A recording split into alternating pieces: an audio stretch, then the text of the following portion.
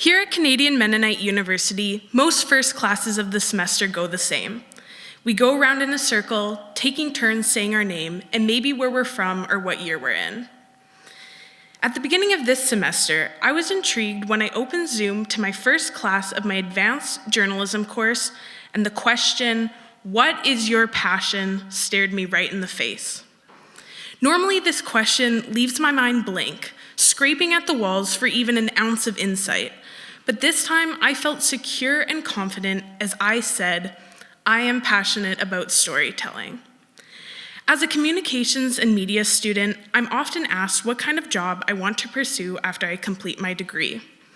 Despite taking a handful of journalism courses in the past 2 years that I really enjoyed, my answer consistently includes, "I'm not sure yet, but I definitely don't want to be a journalist." Obviously, the revelation of my passion and my rejection of journalism conflict with each other.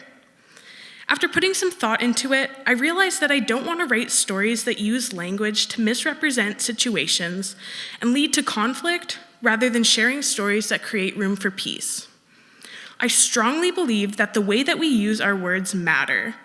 When we tell stories, especially in a news context, the language that we use is immensely impactful and has the ability to create shalom, a Hebrew term in the Bible used to represent peace, justice, well-being, and righteousness. Putting our use of words into a biblical context suggests a different path that we can take to tell news stories while also bringing about peace. Let's start at the beginning. In Genesis 2, God gives humans a powerful job. God calls Adam, the human, to name all the animals, inviting Adam to co-create reality by using words to express everything around him.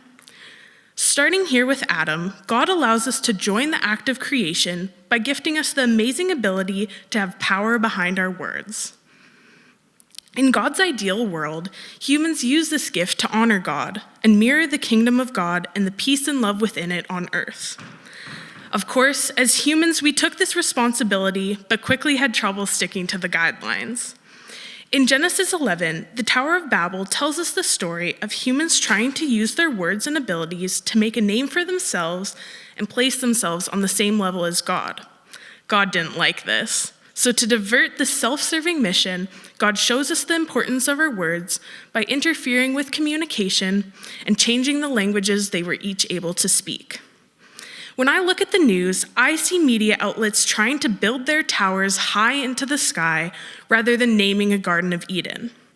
Headlines are chosen based on what will get more clicks, and the first few sentences are meant to suck us in and keep us reading.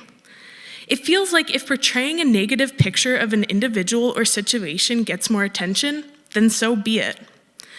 The other day, I was skimming through a news website when I came across an article about the Freedom Convoy against COVID-19 restrictions and vaccination mandates that was taking place in Ottawa.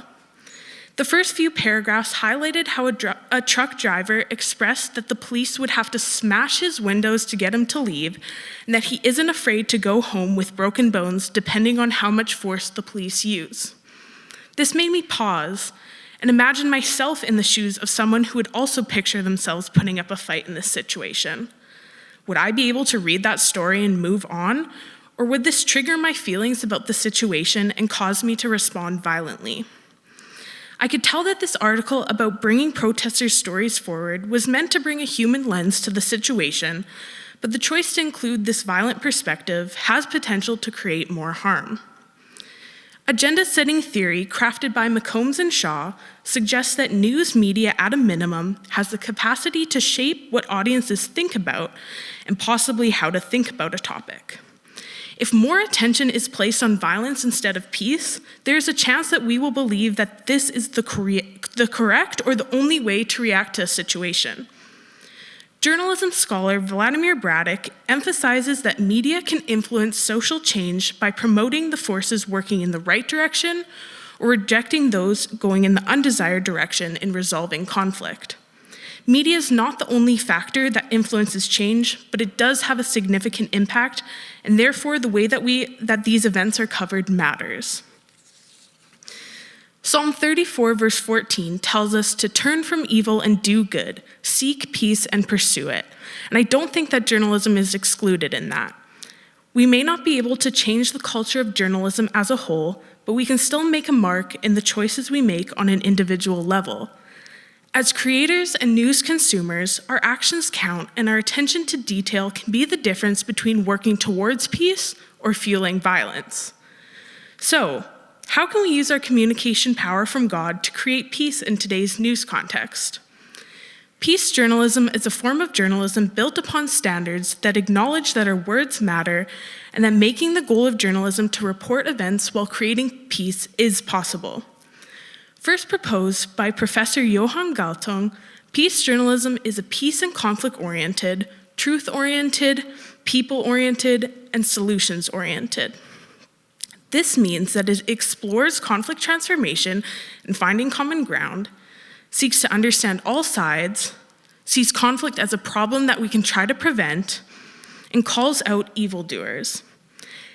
Thinking back on the Freedom Convoy article, perhaps the story could have been shared by explaining emotions present at the event, without focusing on one person's specific experience, so that this perspective can be included while also thinking about the reaction it will evoke.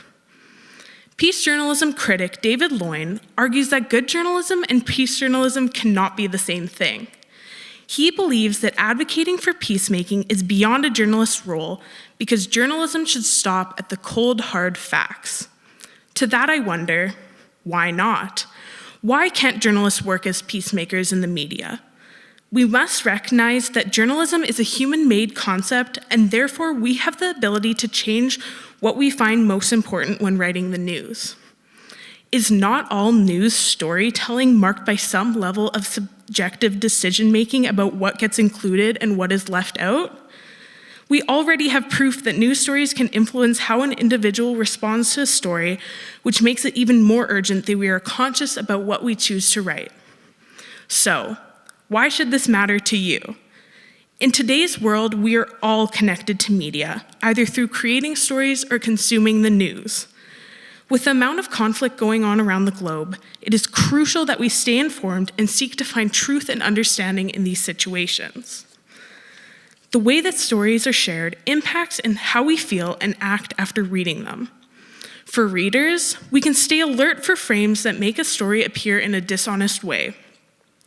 If the story portrays one party as a protagonist and the other as an antagonist, glorifies violence, or paints a picture of superiority of a country or side, these portrayals may lead us away from the deeper reality of the situation. But journalism can be tied to peacemaking. Therefore, we can create and call for truth and shalom in the media. For writers, we can make these tough choices to use language that leads to peace and embodies the kingdom of God. We can avoid using us versus them statements, portraying people as a problem, using dehumanizing language, only giving voice to the violence rather than the bigger picture of the conflict, and using win versus lose vocabulary. When we start to work at this individual grassroots level of journalism, starting with ourselves, we can influence changes in journalism culture. Genesis 2 provokes me to remember that words have power. I have the ability to change the language I use when writing a story. I'm growing in my conviction that journalism can look more like Adam and Eve in the garden and less like the Tower of Babel. I can embody peace journalism in the choices I make when writing and reading stories. I can advocate for nonviolent responses to conflict and represent the peace found in God's kingdom. Come to think of it, if that's what journalism can look like in my life, maybe I could be a journalist after all. Thank you.